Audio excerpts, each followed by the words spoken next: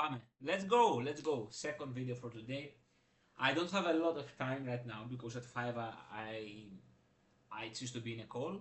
So it's 25 minutes and a little bit of lunch then. So let's fighting go. Very well rested. I slept more than anything else. Alrighty, so you just got back from the Lasting Mark, like yearly annual conference type thing, right? For the insurance company. Tell us, what was it like? It was the best sales event I've ever been to. Insurance or outside of insurance. It was incredibly good. Significantly different than other insurance events that I've been to. They didn't talk anything about recruiting, super family oriented. A lot of really good guest speakers and lots of awards all around. I was blown away. Like they no expense spared. Fed us every meal, uh, galas and parties every night. It was good. Okay. All right, that's awesome. And I guess, like, what was the point of going?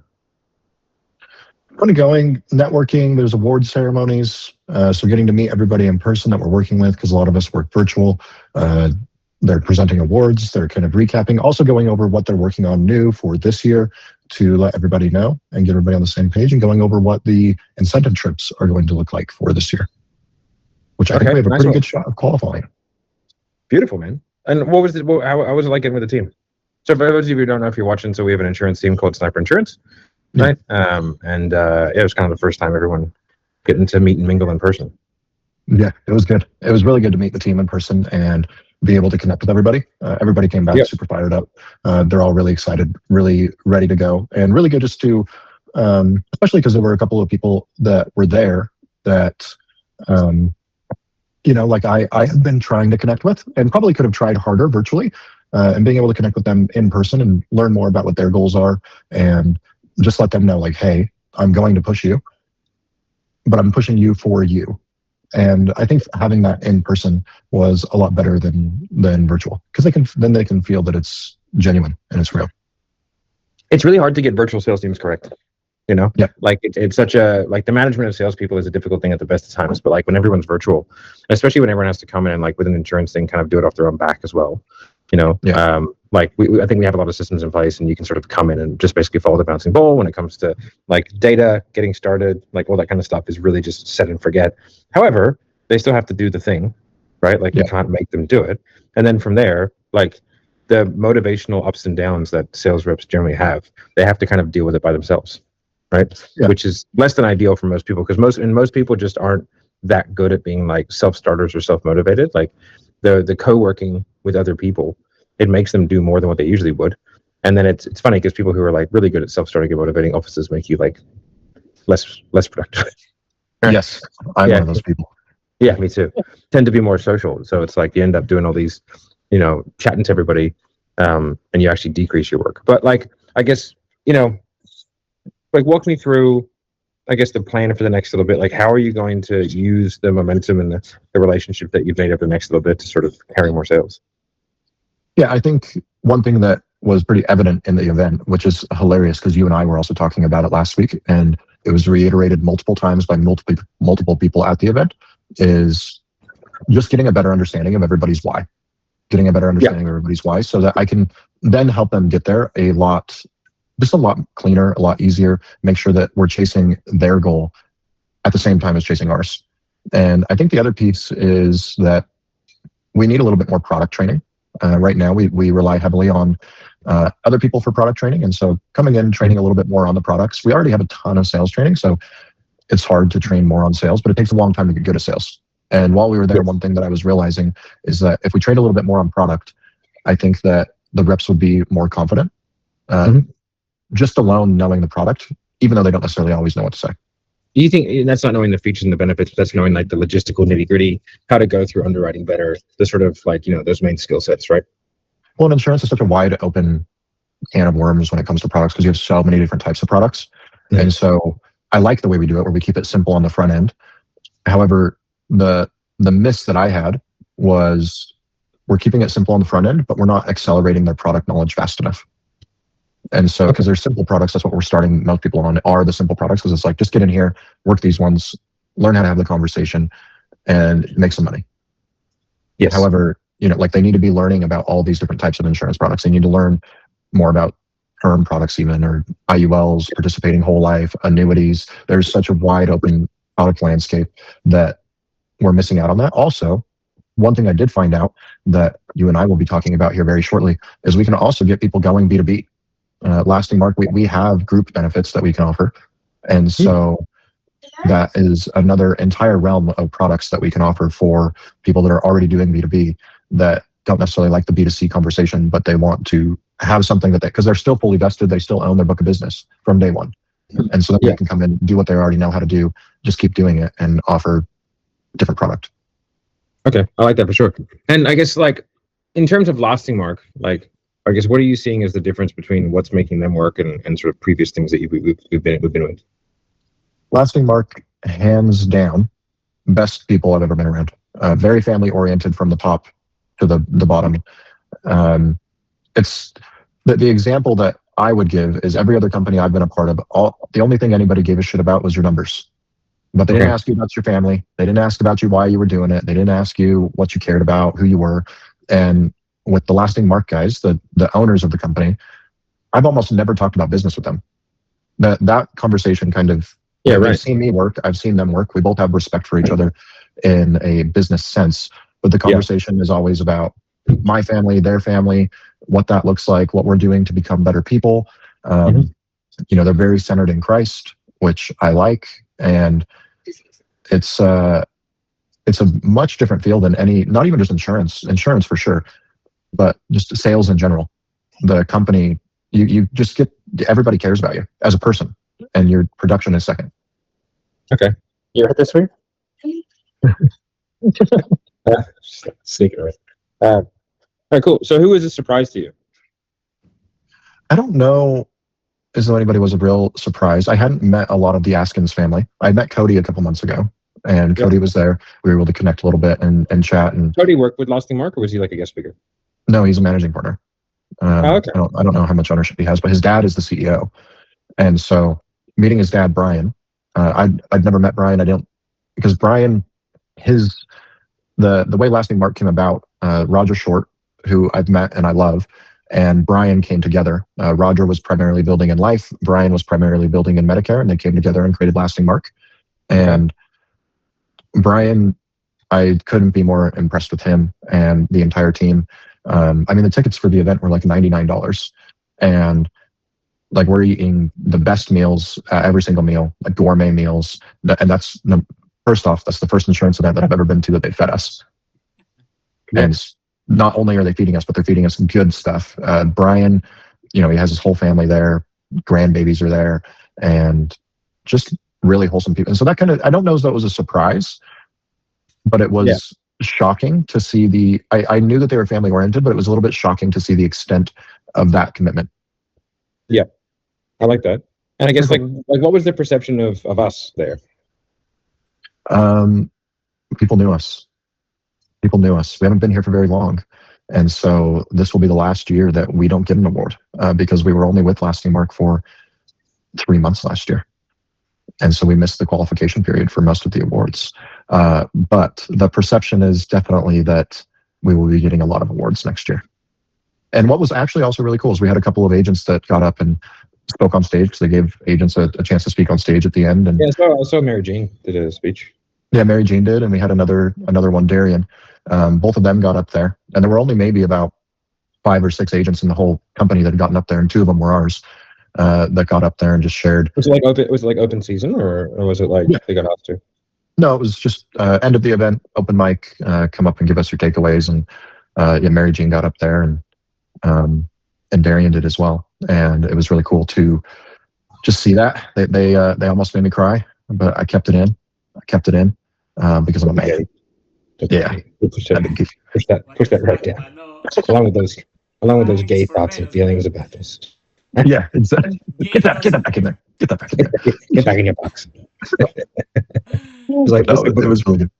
Yeah. Open it and close it. Yeah.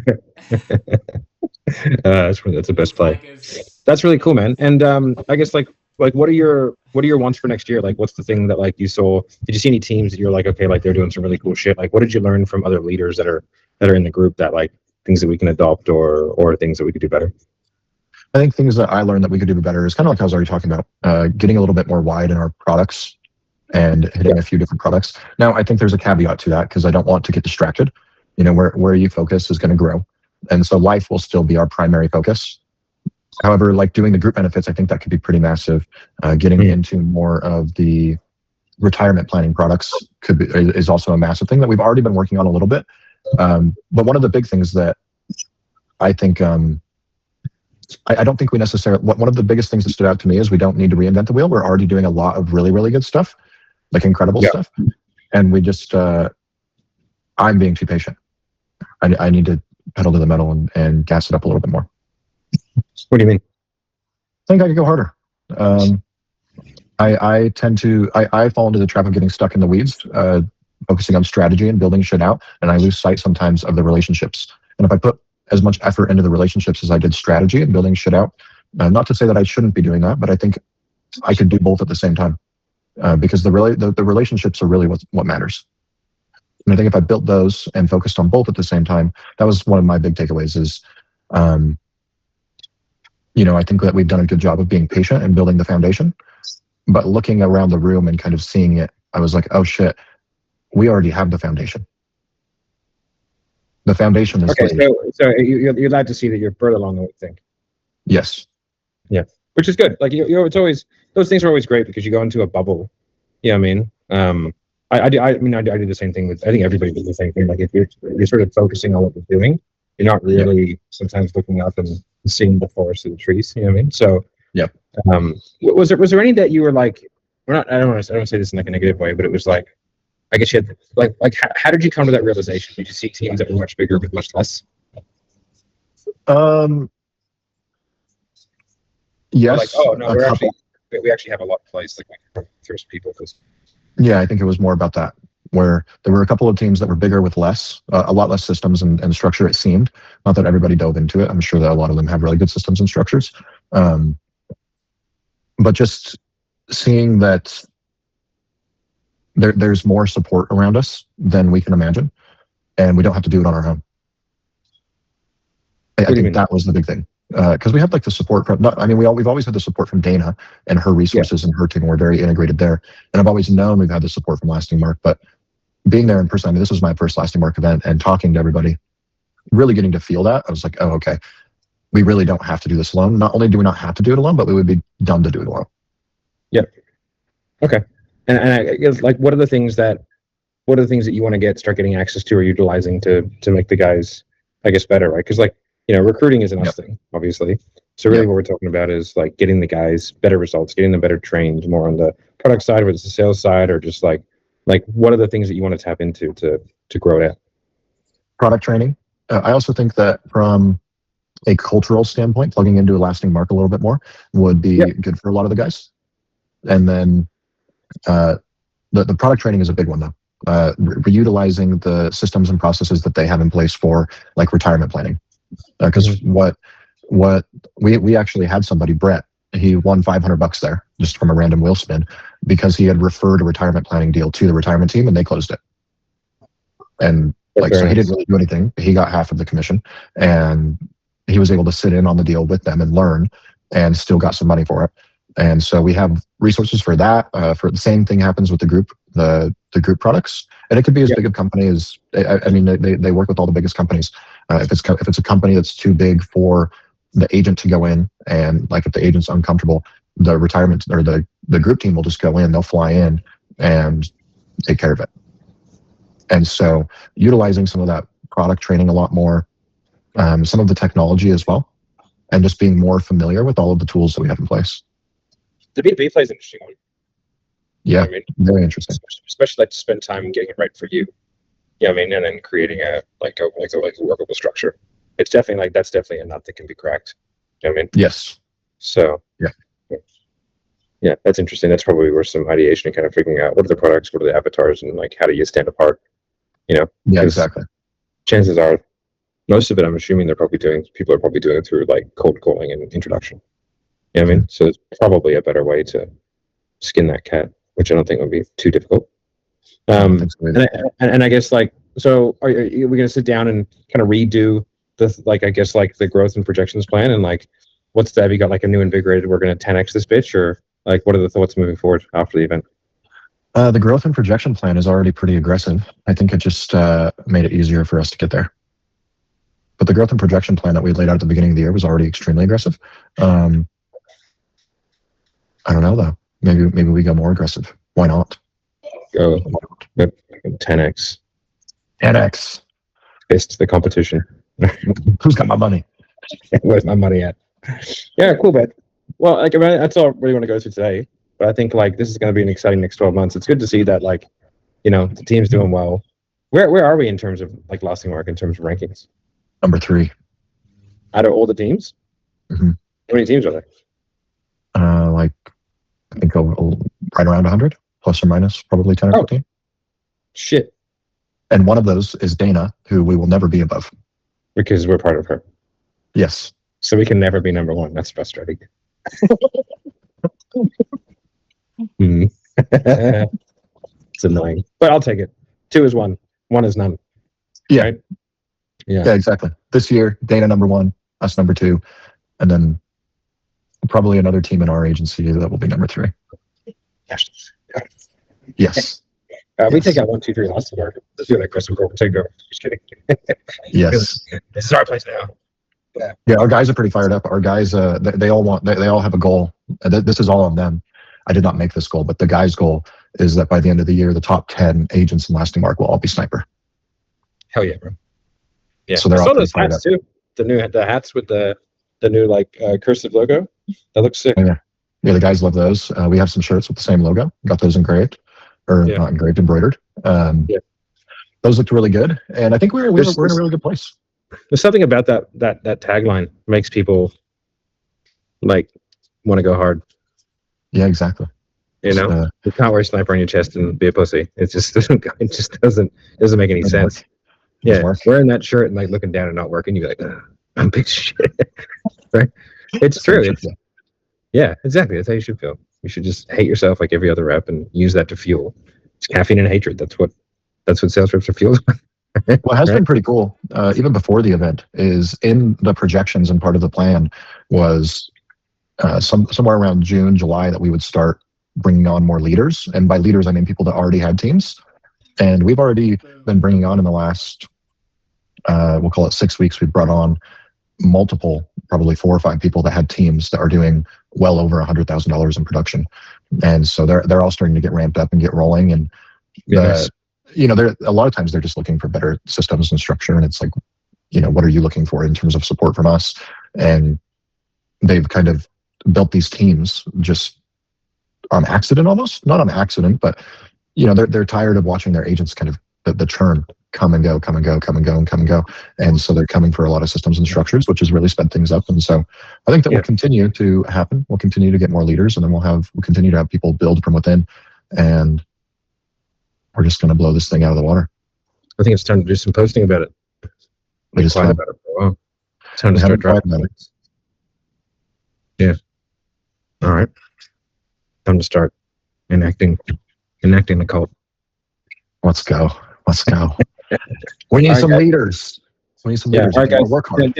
Yeah. If you want to work hard and come into a system that makes sense, and you are looking for a sales career, right? Because I would say insurance is like a proper career over like high ticket. I think as marketing gets harder and harder and harder, the consolidation of the high ticket realm is going to continue.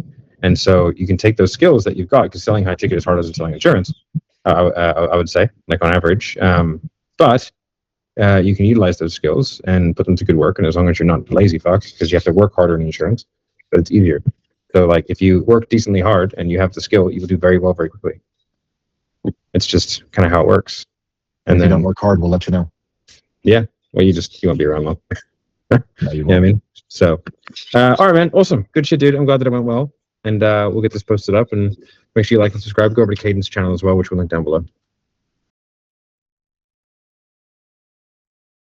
Fighting glove, both of them, actually. Where's the link, Matt? You lied. Where the fuck is the link? Anyway, like I think I can see him here. Here.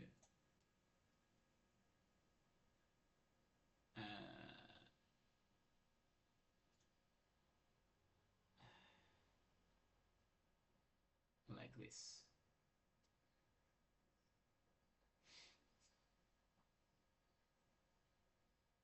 So let's subscribe to this motherfucker as well.